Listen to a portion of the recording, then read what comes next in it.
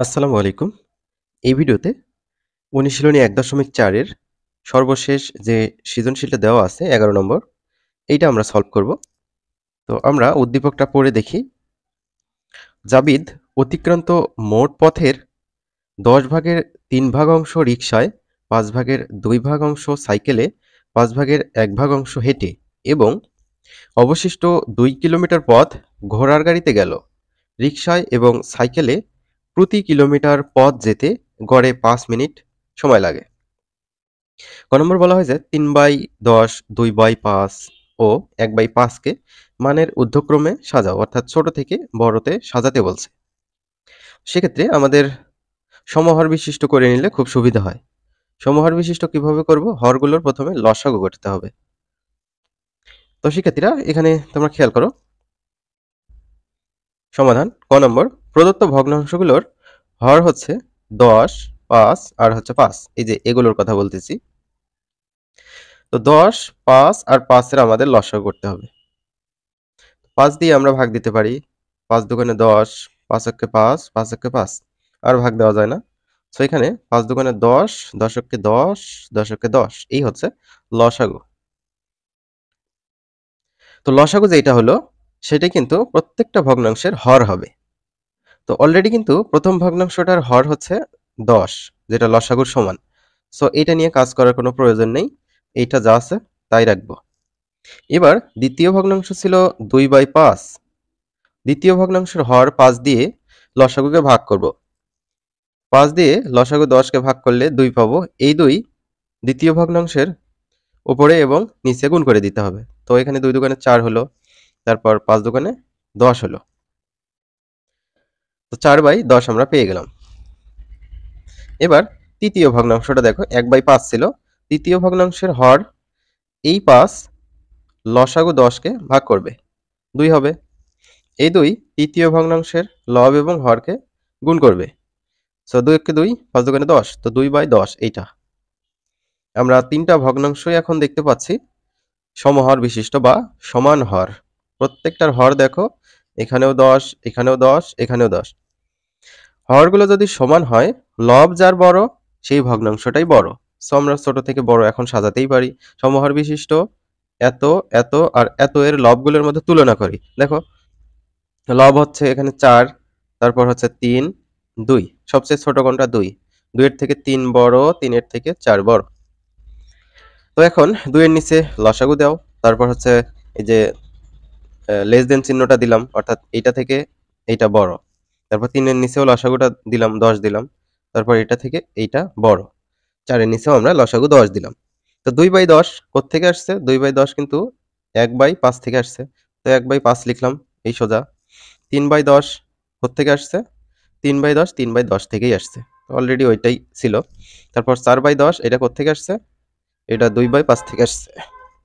তো এটা যা আছে তাই লিখছি।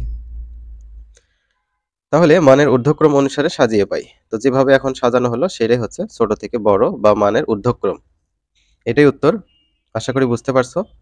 এবার পরবর্তী অঙ্কটা আমরা দেখব। ক নম্বর শেষ হয়ে গেল। খ নম্বর, অতিক্রান্ত মোট পথের দূরত্ব নির্ণয় করো। তো চলো আমরা অতিক্রান্ত মোট পথের দূরত্ব নির্ণয় করি। খ নম্বর, জাবিদ। জাবিদ ছিল তো নাম। হ্যাঁ, জাবিদ রিকশায়, সাইকেলে ও হেঁটে অতিক্রম করে।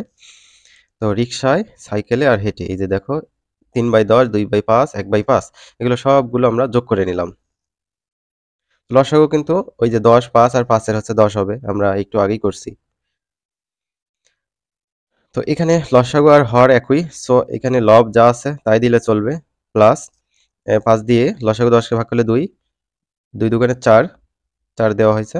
তারপর এই ৫ দিয়ে লসাগু ১০কে ভাগ করলে ২, তো ২ দিয়ে উপরে গুণ, ২ একে ২। তো সেই ২ এটা। তো ৪ এ ৩ ৭ আর ২ ৯, তো ৯/১০ অংশ। তো এখন দেখো, এই যে হচ্ছে অবশিষ্ট ২ কিলোমিটার পথ ঘোড়ার গাড়িতে গেল। তো এই যে ৩/১০, ২/৫, ১/৫ এগুলো কিন্তু হচ্ছে রিকশায়, সাইকেলে আর হচ্ছে হেঁটে গিয়েছে। তো বাকি অংশটা আমরা কিভাবে বের করব? ধরে নিলাম মোট পথ হচ্ছে ১ অংশ। হ্যাঁ? মোট পথ হচ্ছে ১ অংশ। এই ১ অংশ থেকে এই যে রিকশায়, সাইকেলে ও হেঁটে অতিক্রম করে এইটা, হ্যাঁ? এই অংশটা। তো এক অংশ থেকে এই অংশটা বাদ দিলেই আমরা পেয়ে যাব যে হচ্ছে জাবিদ ঘোড়ার গাড়িতে যায় কত অংশ। তো অংশ আর কিন্তু কিলোমিটার এক জিনিস নয়, হ্যাঁ? তো অংশটা আগে বের করে নিই। তাহলে ১ থেকে এটা বাদ দিতে হবে। তো এই যে ১০ আর হচ্ছে ১ এর নিচে একটা ১ আছে। ১০ আর ১ এর লসাগু হচ্ছে ১০।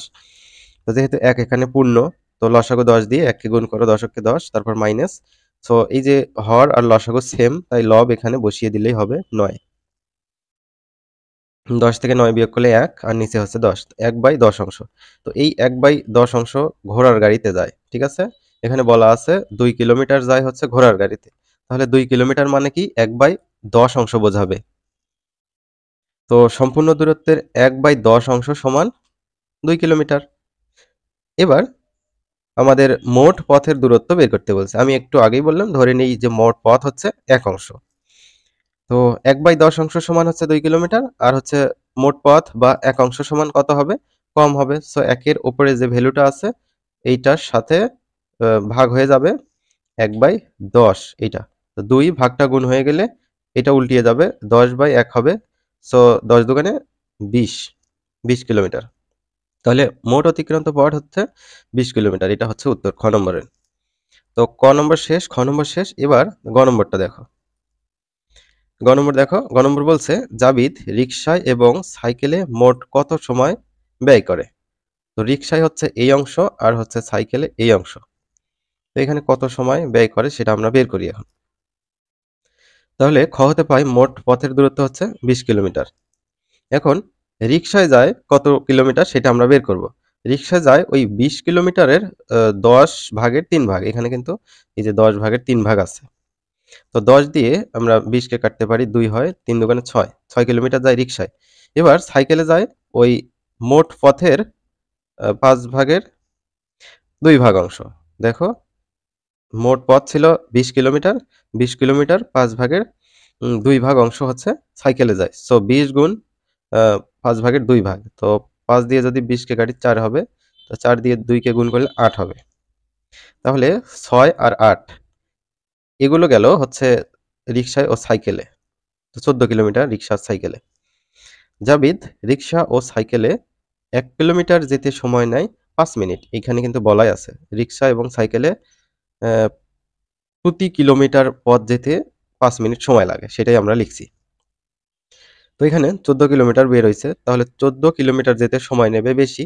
সো এই যে ৫ এর সাথে ১৪ গুণ করতে হবে। ৫ ১৪ ৭০ মিনিট। তো এই যে সময়টা পুরোটাই মিনিটে না রেখে আমরা ঘন্টা আর মিনিটে লিখতে পারি। ৭০ মিনিট মানে কি? ৬০ মিনিট যোগ ১০ মিনিট। ৬০ মিনিট মানে হচ্ছে ১ ঘন্টা আর হচ্ছে ১০ মিনিট। তো ১ ঘন্টা ১০ মিনিট। এটাই হচ্ছে গ এর উত্তর। আমরা পরবর্তী ভিডিওতে পরবর্তীতে যে কাজগুলো আছে, অঙ্কগুলো আছে সেগুলো আলোচনা করব ইনশাআল্লাহ।